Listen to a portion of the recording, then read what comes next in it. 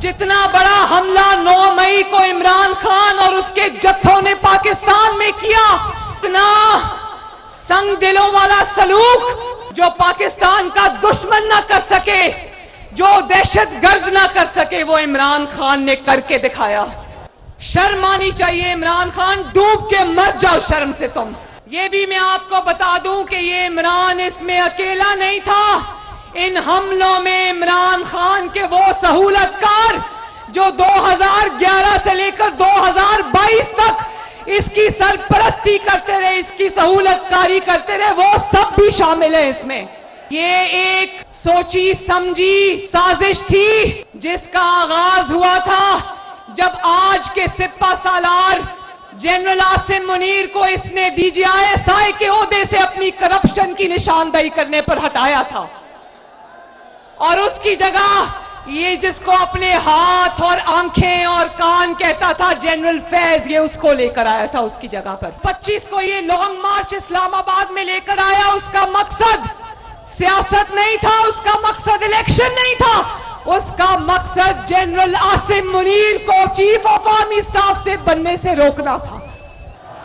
ना कौम तुम्हें छोड़ेगी और ना कौम उन जजेस को छोड़ेगी जो तुम्हारे सहूलतकार बने हुए हैं। जो टक्कर के लोग जो दिन रात ये कहते थे कि जिहाद करने जा रहे हैं, जो ये कहते थे हकीकी आजादी लेने जा रहे हैं, जो कौम को लेके कहते थे कि तेरा बाप भी देगा आजादी, आज वो मैं कहती हूं कि इस तरह दौड़े लगा रहे हैं कि ना सिर्फ पुलिस के चुंगल से निकल गए बल्कि फवाद चौधरी जो है वो तहरीके इंसाफ से ही निकल गया बाहर।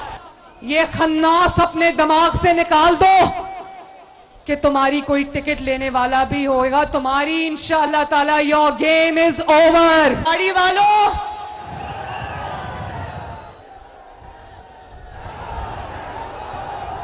नौ मई को जो वाकया सामने हुआ था हमारे मुल्क के साथ, मेरा दिल बहुत जला हुआ है, मेरा दिल खून के आंसू रोता है। इसलिए मुस्लिम लीग नून के नौजवानों का आज का इज्तिमा पाकिस्तान के शहीदों के नाम करती हूं मैं। मुस्लिम लीग नून के नौजवानों का ये इज्तिमा इस मिट्टी के शहीदों और गाजियों के नाम करती हूं मैं। उन माओं के आंसुओं के नाम करती हूं जिन्होंने अपने जिगर गोशों की इस मुल्क की खातिर कुर्बानी दी। उन वालिदैन की सिसकियों के नाम करती हूं जिन्होंने अपने जवान बेटे इस धरती पर, इस मिट्टी पर कुर्बान किए। उन यतीम बच्चों के नाम करती हूं जिनके बाप इस मुल्क की हिफाजत करते करते अपनी जान से हाथ धो बैठे। उन बेवाओं के नाम करती हूं जिन्होंने अपने सुहाग इस मिट्टी की खातिर कुर्बान कर दिए। वो भी जिन्होंने अपनी जवानियां इस मुल्क की खातिर, इस मुल्क की हिफाजत की खातिर, इस मुल्क की सरहदों की हिफाजत की खातिर, आपकी खातिर जिन्होंने अपनी जवानियां सरहदों पर इस मिट्टी की खातिर कुर्बान की। सोचो मेरे नौजवानों, मेरे बच्चों, मेरे भाइयों, मेरी बहनों, मेरी बेटियों, सोचो कितना बदनसीब, कितना बदबख्त शख्स होगा जिसने अपनी घटिया सियासत की खातिर, जिसने अपने घटिया एजेंडे की तकमील की खातिर उन शुहदा और गाजियों की यादगारों को आग लगा दी।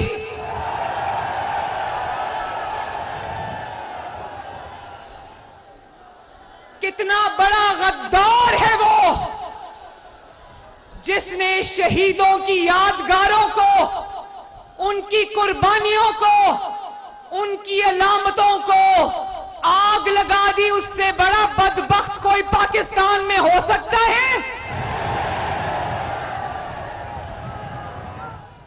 जिसने शहीदों के खानदानों की बेहुरमती की, जिसने उनके माँ बाप, उनके बच्चों, उनकी बेवाओं के जज्बात के साथ खेला, जिसने उनके मुजस्समों को तोड़ गिराया, जिसने उनकी वर्दियों को डंडों के ऊपर टांग के उनकी तस्वीरें बनाई। मुझे बताओ, इतनी बड़ी गद्दारी क्या कोई पाकिस्तानी कर सकता है अपने मुल्क के साथ? सोचो उन माओं पर क्या गुजरती होगी। उनको तो यही तसल्ली है ना कि कुरान कहते हैं शहीद जिंदा है, उनको रिज्क दिया जा रहा है। तो क्या शहीदों के साथ ये सलूक इस कौम को मंजूर है? और आप क्या समझते हो? मैं अपने नौजवानों से मुखातिब हूं और आपके जरिए, विहाड़ी के जरिए कौम के हर नौजवान से मुखातिब हूं। आपको क्या लगता है ये अचानक हो गया कि इमरान खान को पुलिस पकड़ कर ले गई और अचानक ये हो गया पूरे पाकिस्तान के अंदर? नहीं मेरे नौजवानों, ये अचानक नहीं हुआ। ये प्री प्लान्ड, पूरी तखरीबकारी और दहशतगर्दी का मंसूबा जमान पाक के अंदर बना था और मुल्क और कौम पर हमलों का मास्टरमाइंड इमरान खान तोशाखाना चोर था।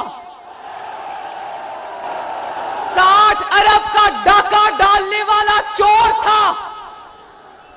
गैर मुल्की कुव्वतों का, आकाओं का गुलाम था। जितना बड़ा हमला 9 मई को इमरान खान और उसके जत्थों ने पाकिस्तान में किया, मुझे हाथ उठा के बताओ, क्या इस तरह का हमला कभी पाकिस्तान का बदतरीन दुश्मन भी पाकिस्तान पर कर सका?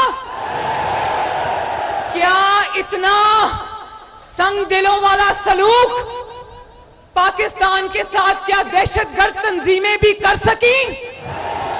जो पाकिस्तान का दुश्मन ना कर सके, जो दहशतगर्द ना कर सके, वो इमरान खान ने करके दिखाया। और देखो, ये कोई स्पॉन्टेनियस रिएक्शन नहीं था, अचानक।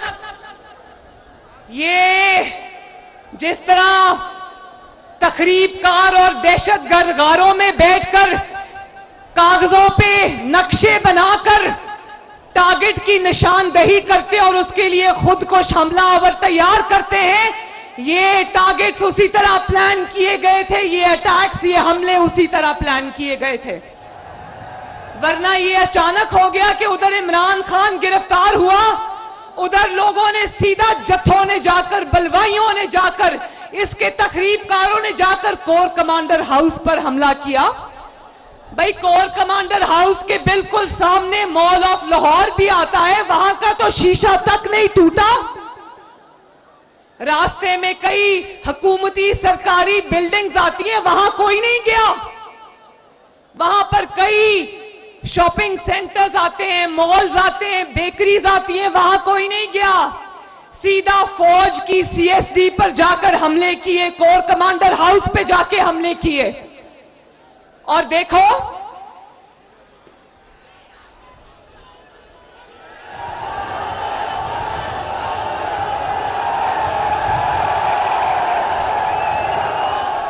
पूरे टारगेट सेट किए हुए थे, एक एक टारगेट सेट किया हुआ था।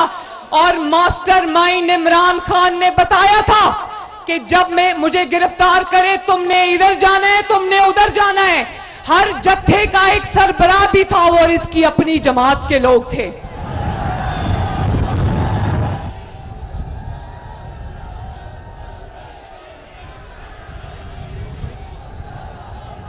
कौम जवाब मांगती है। जब तुम कहते हो मुझे सबूत चाहिए, तो कौम जवाब मांगती है। जब कोयटा से जत्था निकलता है तो सीधा छावनी का रुख क्यों करता है?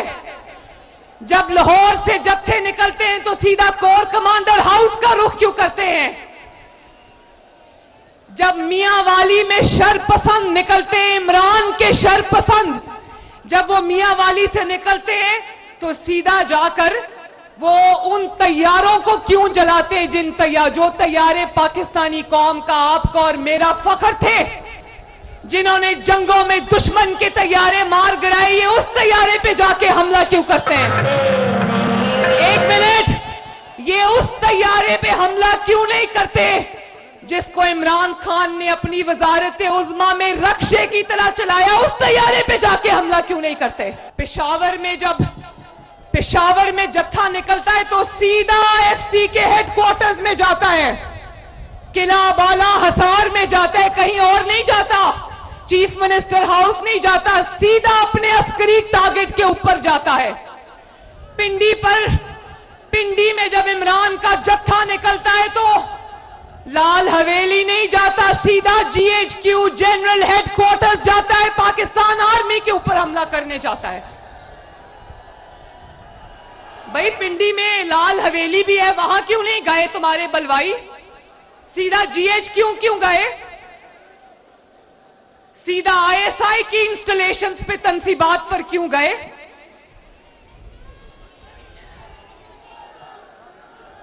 मैं एक बात अपनी कौम को बता दूं, अपने अवाम को, अपने नौजवानों को बता दूं, ये हमले जो थे ये पाकिस्तान की फौज पर हमले थे, ये कहीं और हमला नहीं था, ये पाकिस्तान की फौज पर हमला था। हमने भी जनरल बाजवा और जनरल फैज के खिलाफ हमने भी स्टैंड लिया था, लेकिन नवाज शरीफ आपके लीडर, क्योंकि वो इस मिट्टी का बेटा है,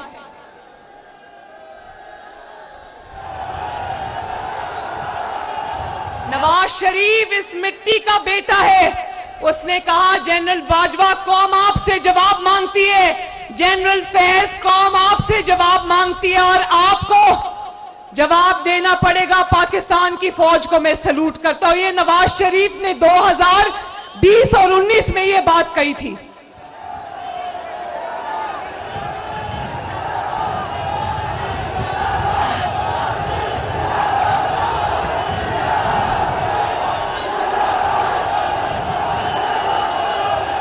इस हमले का मकसद पाकिस्तान की फौज को कमजोर करना, उसको झुकाना, उसको सरनगू करना था, उसके खिलाफ पुरतशद्दद लहर को जन्म देना था।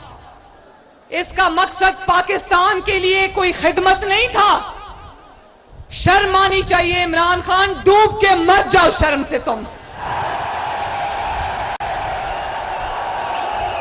और मेरे नौजवानों, ये भी मैं बता दूं, ये भी मैं आपको बता दूं कि ये इमरान इसमें अकेला नहीं था।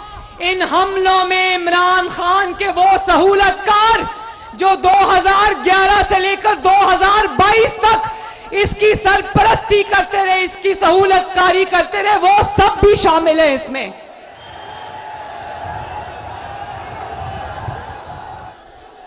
और मैं खुलेआम कहती हूं, खुले बंदों कहती हूं, आपको गवाह बना के कहती हूं, अपनी मालूमात की बुनियाद पर कहती हूं, ये पाकिस्तान की फौज के खिलाफ मुसल्लह बगावत थी जिसका सरगना इमरान खान है।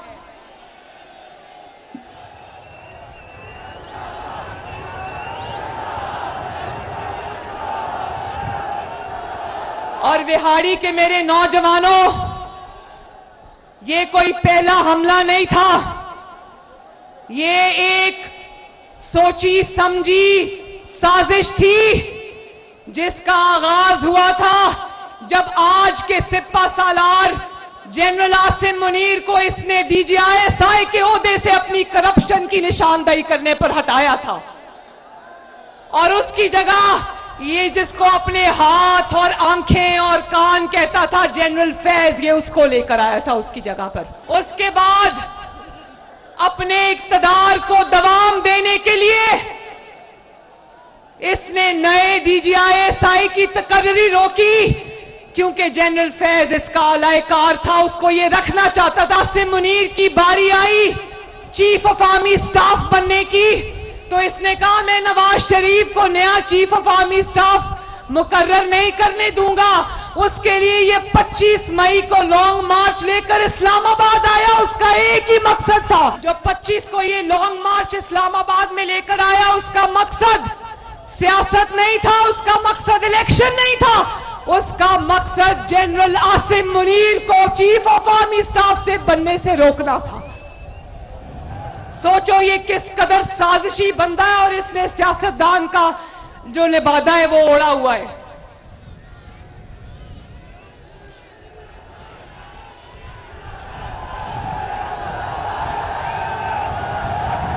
इसने सोचा तकब्बर और रऊनत देखो, कभी कहता था नवाज शरीफ के कमरे का एसी उतरवा दूंगा, नवाज शरीफ का खाना बंद कर दूंगा, नवाज शरीफ को छोड़ूंगा नहीं। आज अल्लाह ताला की कुदरत देखो, आज बेबसी की और इबरत की तस्वीर बना बैठा है पूरी दुनिया के लिए। याद है ना नवाज शरीफ ने आसमान की तरफ देखकर क्या कहा था? क्या कहा था? जब इसने जुल्म के इंतकाम के पहाड़ तोड़े नवाज शरीफ पर, तो नवाज शरीफ ने उंगली उठाकर आसमान की तरफ देखकर कहा था, मैं अपना मामला अल्लाह रब्बुल इज्जत पे छोड़ता हूं। और मैं कल देख रही थी, इसने अदालत को लिख कर दिया कि मरियम नवाज शरीफ अपने बाप का इंतकाम मेरे से ले रही है। वाह अल्लाह तेरी शान। मरियम नवाज शरीफ इंतकाम नहीं ले रही, लेकिन हां, मरियम नवाज शरीफ ने अपने बाप के मिशन का जो झंडा उठाया था, अल्लाह ताला के फजलो करम से वो झंडा उसने गिरने नहीं दिया। मरियम नवाज शरीफ ने अपने बाप का साथ दिया अल्हम्दुलिल्लाह, और हर बेटी का सर फख्र से बुलंद किया, क्योंकि मरियम नवाज शरीफ जानती थी कि मेरा बाप हक पर है। मरियम नवाज शरीफ अपने बाप की, अपनी बेटी तो थी बाप की, लेकिन पहले मरियम नवाज शरीफ इस मिट्टी की बेटी है, और इस मिट्टी की खातिर जेल तो जाना दूर की बात, जान कुर्बान करते हुए भी दरेग नहीं करेंगे इंशाल्लाह। तुम बताओ, मरियम नवाज शरीफ तो बाप के लिए खड़ी रही माशाल्लाह। मरियम नवाज शरीफ जेल को देखकर सर पे बाल्टी रखकर दौड़ी नहीं, टांग पे प्लास्टर चढ़ाकर नहीं बैठी, व्हील चेयर पे नहीं बैठी। मरियम नवाज शरीफ ने इस रास्ते में जितनी भी रुकावटें आई, जितनी भी कांटे आए, मैंने उनको फूलों का हार समझ के अपने गले में पहना, क्योंकि जज्बा सच्चा था, नीयत अच्छी थी। पाकिस्तान की जंग थी, ये अपने इक्तदार की जंग नहीं थी। तो बंदा इससे पूछे, मरियम नवाज शरीफ बेटी को कह रहे हो तुमने बाप का इंतकाम लिया है, तो इसको पता था इसने इतने बड़े बड़े जुल्म किए हैं, इतना ज्यादा जो इसने ज्यादतियां की हैं लोगों के साथ, अब लोग इंतकाम लेंगे। लेकिन नवाज शरीफ और उसकी बेटी इंतकाम में यकीन नहीं रखते। हाँ, नवाज शरीफ और उसकी बेटी अल्लाह ताला की जात और मकाफात अमल पर जरूर यकीन रखते हैं। जब आसमान का निजाम हरकत में आ रहा हो, तो इंसानों को क्या जरूरत है इंतकाम लेने की? इसने अपने उसी जोम और तकब्बर में सोचा कि नेशनल असेंबली तोड़ दूंगा, बाजी पलट जाएगी, पंजाब असेंबली तोड़ दूंगा, बाजी पलट जाएगी, केपीके की असेंबली तोड़ दूंगा, बाजी पलट जाएगी, लॉन्ग मार्च लेके आके मुल्क को जाम कर दूंगा, बाजी पलट जाएगी। उसी जोम और तकब्बर में उसने सोचा कि पाकिस्तान की फौज पर हमला करूंगा, बाजी पलट जाएगी। लेकिन जो टक्कर के लोग, जो दिन रात ये कहते थे कि जिहाद करने जा रहे हैं, जो ये कहते थे हकीकी आजादी लेने जा रहे हैं, जो कौम को लेके कहते थे कि तेरा बाप भी देगा आजादी, आज वो, मैं कहती हूं कि इस तरह दौड़े लगा रहे हैं कि ना सिर्फ पुलिस के चुंगल से निकल गए, बल्कि फवाद चौधरी जो है वो तहरीक इंसाफ से ही निकल गया बाहर।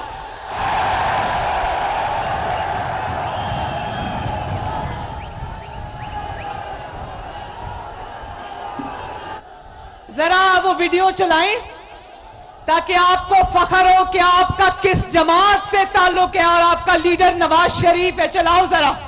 मुस्लिम लीग नून की लीडरशिप अज़्मो हिम्मत का निशान मियां नवाज शरीफ 374 दिन हिरासत में, मोहम्मद शहबाज शरीफ 340 दिन हिरासत में, मरियम नवाज 158 दिन हिरासत में, हमजा शहबाज 627 दिन हिरासत में, ख्वाजा साद रफी 462 दिन हिरासत में, ख्वाजा सलमान रफी 462 दिन हिरासत में, ख्वाजा मोहम्मद आसिफ 174 दिन हिरासत में, राना सनाउल्ला 174 दिन हिरासत में, शाहिद खाकान अब्बासी 222 दिन हिरासत में, एहसन इकबाल 64 दिन हिरासत में, हनीफ अब्बासी 264 दिन हिरासत में, मिफ्ता इस्माइल 140 दिन हिरासत में, हाफिज नुमान 512 दिन हिरासत में, राजा कमर 218 दिन हिरासत में, कैप्टन सफदर 53 दिन हिरासत में और जावेद लतीफ 56 दिन हिरासत में रहे।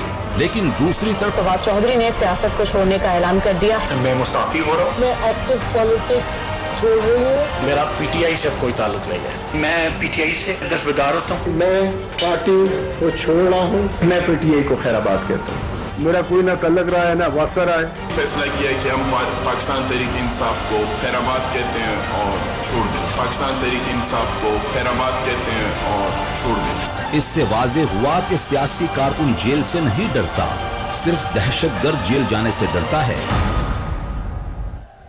सियासतदान जेल जाने से नहीं डरता, सिर्फ चोर और डाकू जेल जाने से डरता है। ये वीडियो देखकर अल्लाह का शुक्र अदा किया, अपनी लीडरशिप पे फख्र हुआ। क्या शेर के बच्चे हैं ये, क्या शेर का बच्चा है नवाज शरीफ। और कहता है, जरा सुनना, ये जो अभी लाइन लगी हुई थी ना पीटीआई छोड़ने वालों की, जहां से आए वहीं चले गए। कहता है मेरी पार्टी पे बड़ा दबाव है, इसलिए लोग छोड़ छोड़ के जा रहे हैं, मेरी पार्टी पे प्रेशर है। जरा सुनना इमरान खान, तुम जानते हो कि प्रेशर चीज क्या होती है? प्रेशर होता है जब एक बाप के सामने, एक कैदी बाप के सामने उसकी बेटी को गिरफ्तार किया जाए, प्रेशर वो होता है। लेकिन अल्हम्दुलिल्लाह ना बाप झुका ना बेटी झुकी। प्रेशर वो होता है जब नवाज शरीफ भी उसी जेल में बंद, शहबाज शरीफ उसका भाई भी उसी जेल में बंद, कैप्टन सफदर भी उसी जेल में बंद, मरियम नवाज भी उसी जेल में बंद, शहबाज शरीफ का बेटा हमजा शहबाज भी उसी जेल में बंद। लेकिन ना नवाज शरीफ झुका ना शहबाज शरीफ झुका, अल्हम्दुलिल्लाह। प्रेशर वो होता है जब बीवी लंदन में बिस्तरे मर्ग पे आखिरी सांसें ले रही हो और खामन को फोन करने की इजाजत ना हो, बात करने की इजाजत ना हो, आखिरी अल्फाज सुनने और कहने की इजाजत ना हो। प्रेशर उसको कहते हैं इमरान खान। ना नवाज शरीफ झुका, ना उसका खानदान झुका, ना उसकी जमात झुकी और ना अपने कारकुनों का सर झुकने दिया। आपका सर बिहारी हमने झुकने नहीं दिया। आपको और खवातीन को अपनी हिफाजती ढाल नहीं बनाया, आपके आगे हम खुद ढाल बन के खड़े हो गए। हमने कहा कि हमारे कारकुनों तक जाना है तो हमारे ऊपर से चल के जाना होगा, अपने कारकुनों पे आंच नहीं आने दी। और आपको पता है राना सनाउल्लाह पर 20 किलो हेरोइन डाल दी इन्होंने। जानते हो हेरोइन की सजा क्या होती है? क्या होती है? सजाए मौत होती है। और अगर राणा साहब को पता था, लॉ मिनिस्टर हैं, कि इसकी सजा मौत है, लेकिन देखो प्रेशर इसको कहते हैं। उनकी बीवी रात को जेल के आगे पूरी पूरी रात खड़ी रहती थी, प्रेशर उसको कहते हैं, लेकिन झुके नहीं। बल्कि राणा सनाउल्लाह को जब पेशी के लिए कोर्ट लाया गया तो मीडिया ने उनसे सवाल किया, उसने कहा कि नवाज शरीफ को छोड़ने का तो सवाल पैदा नहीं होता। जहां नवाज शरीफ का पसीना गिरेगा वहां मेरा खून गिरेगा।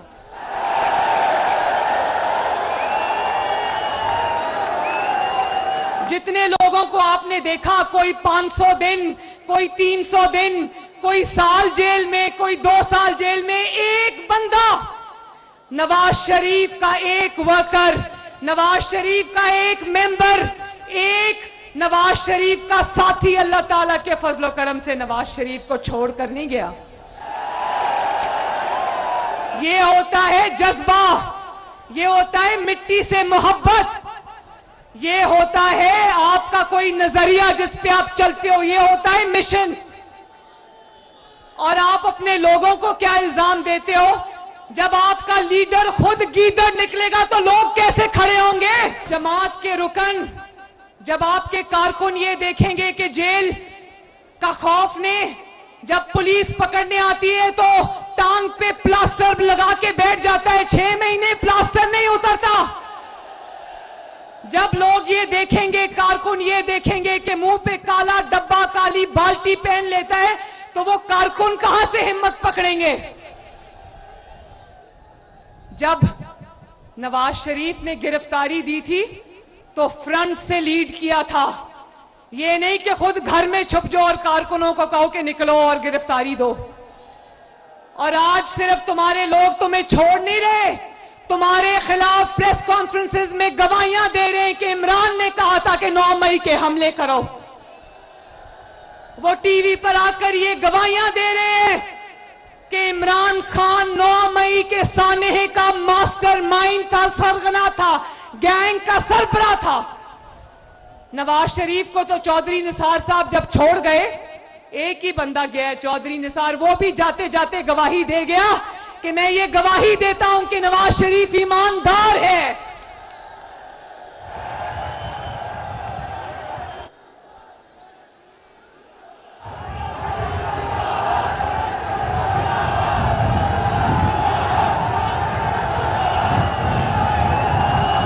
और मुझे, मेरे नौजवानों, मेरे बच्चों, ये रोशन चेहरे मेरे सामने खड़े हैं, मुझे आपको देख के बहुत खुशी हो रही है। अल्लाह ताला आपको सलामत रखे। मुझे अफसोस एक और बात का, और शदीद अफसोस है, वो ये है कि सोच इमरान खान की थी, गंदा मंसूबा तखरीबकारी का, दहशतगर्दी का इमरान खान ने बनाया, तरबियत अपने गुंडों की इमरान खान ने की, उनको लॉन्च इमरान खान ने किया, उनके हाथ में तीली और माचिस इमरान खान ने दी। लेकिन आज दहशतगर्दी की अदालतों में कौन भुगत रहे हैं मुकदमे? गरीब का बच्चा, माओं के बेटे, बच्चों के बाप।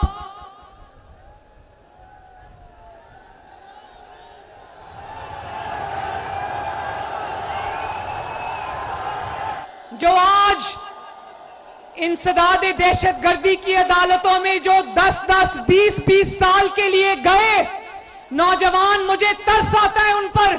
उनको वरगलाने वाला इमरान खान आज भी खुला फिर रहा है, जिसने उनको तखरीबकारी का सबक दिया पिछले 1 साल की।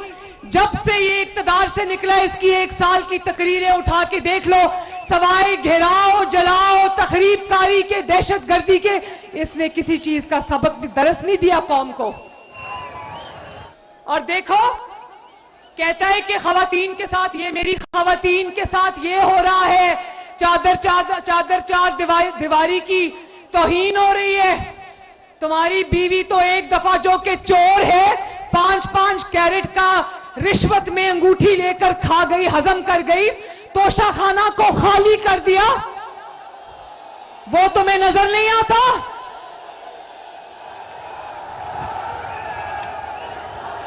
अल कादिर ट्रस्ट में पाकिस्तान का 60 अरब रुपए के बदले इसने 500 कनाल जमीन ले ली, वो तुम्हें नजर नहीं आता? अपनी बीवी को चादरों के साथ लेके जा रहा था अदालत।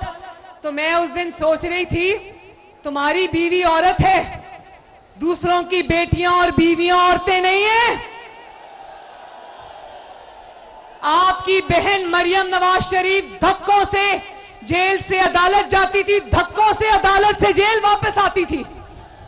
उस वक्त किसी औरत की बेहुरमती नहीं होती थी। और जिन खवातीन को तुमने ढाल बनाया, उनको हरावल दस्ते की तरह आगे रखा। जो हमलों में जत्थों की सरबराही करती रही, वो भी उतनी गुनाहगार है जितने गुनाहगार तुम हो। और पूरी दुनिया ने देखा, आपने भी स्क्रीन्स पे देखा होगा, किस तरह इसकी खवातीन को पेट्रोल बॉम्ब्स बनाने की इतनी उनको महारत हासिल थी। मैं यहां पर मेरे नौजवान खड़े, हाथ उठा के बताओ किसी को पेट्रोल बॉम्ब बनाना आता है? किसी को गुलेल से वर्दी वालों के सर फोड़ने आते हैं? आंखें फोड़नी आती हैं?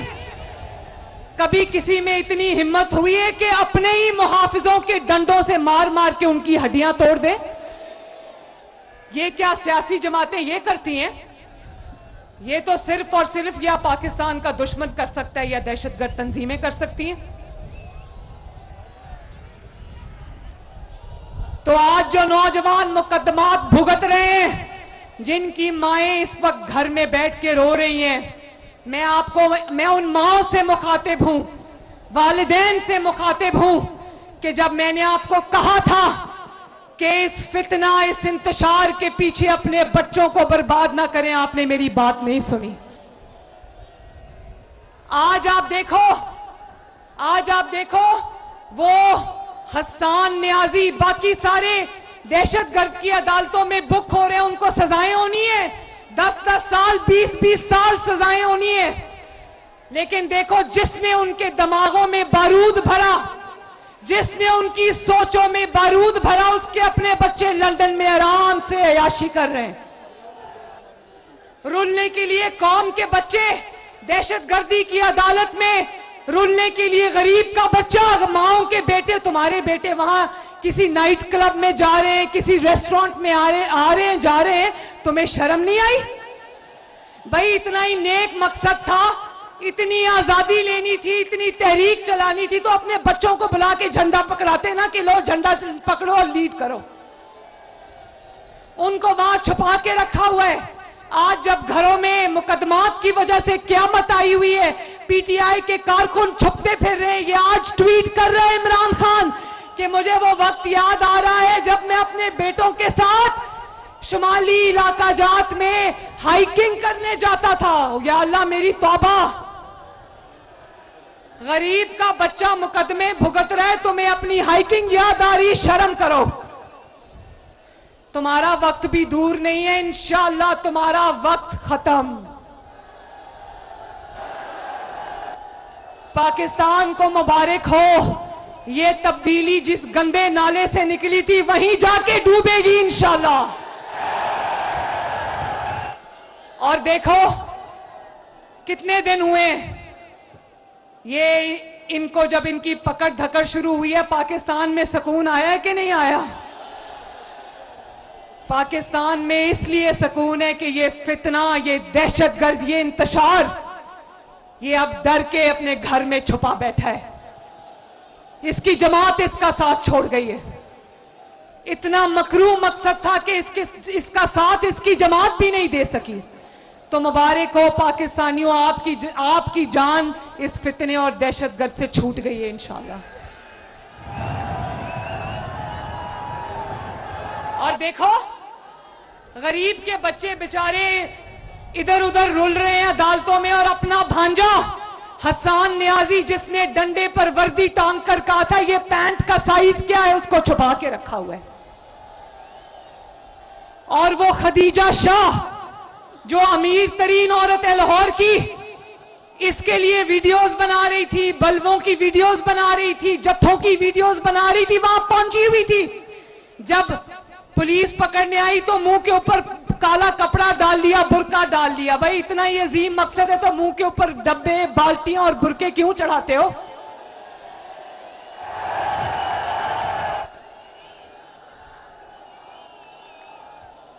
और कहती है, जब उसको पकड़ने के लिए आए तो कहती है मैं तो दूसरे मुल्क की शहरी हूं, मैं तो बरतानिया की शहरी हूं, मैं अपनी एम्बेसी से बात कर रही हूं। पैसे कमाने के लिए पाकिस्तान, हुक्मरानी करने के लिए पाकिस्तान, और जब कानून का शिकंजा तुम्हारी गर्दन पे तंग हो तो तुम दूसरे मुल्क की शहरी हो।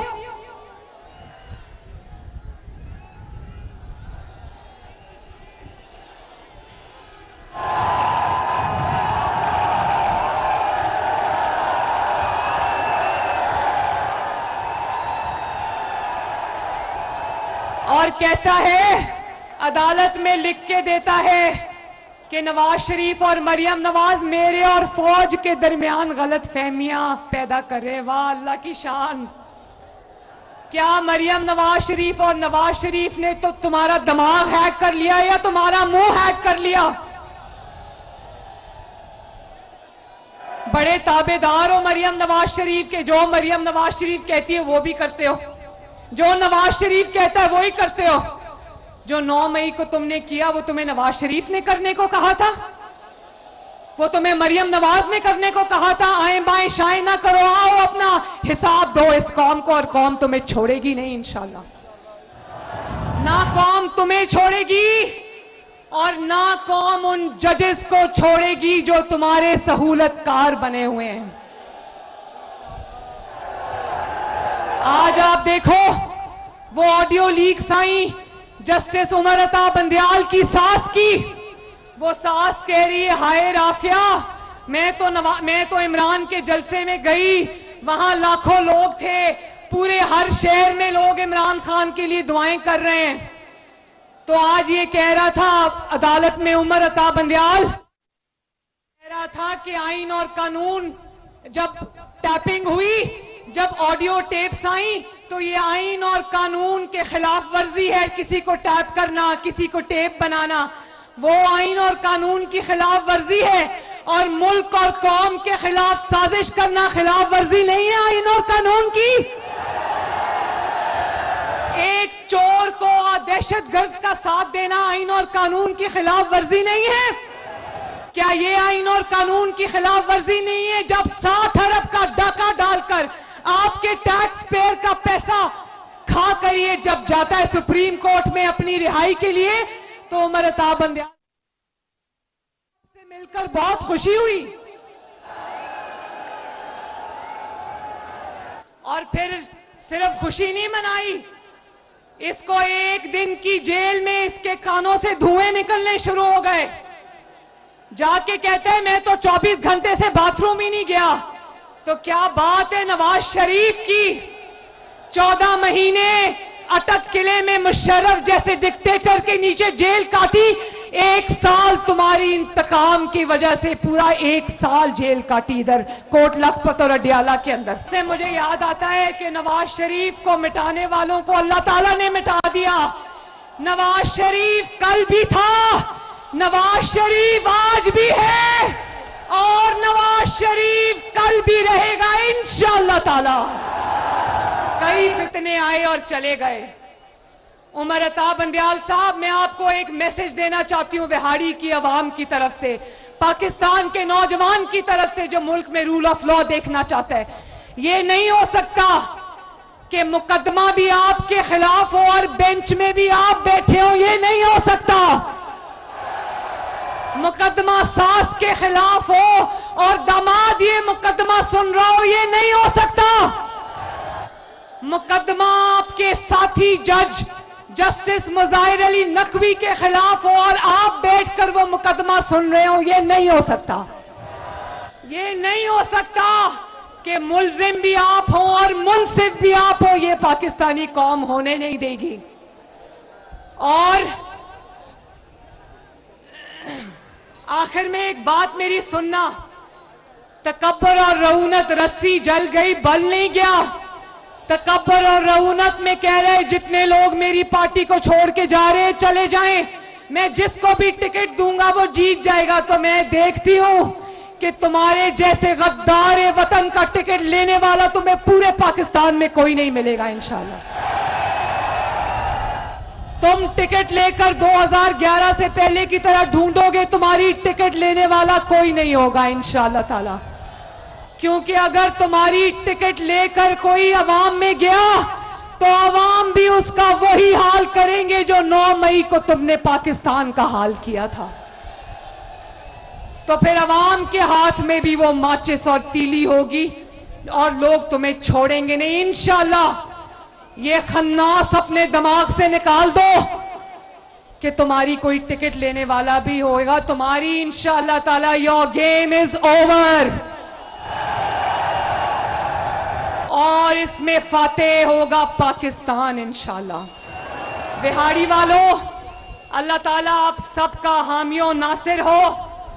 अल्लाह ताला आपको अपने घरों में खुश और आबाद रखे। मेरे साथ मिलके आज एक ही नारा लगेगा, पाकिस्तान, और बोलो शुहदा को सलाम, शुहदा को सलाम, गाजियों को सलाम। इस मिट्टी के लिए कुर्बानियां देने वाले फौजी जवानों को, पुलिस के जवानों को, लॉ एनफोर्समेंट एजेंसीज के हर जवान को पाकिस्तान का सलाम। पाकिस्तान पाइंदाबाद।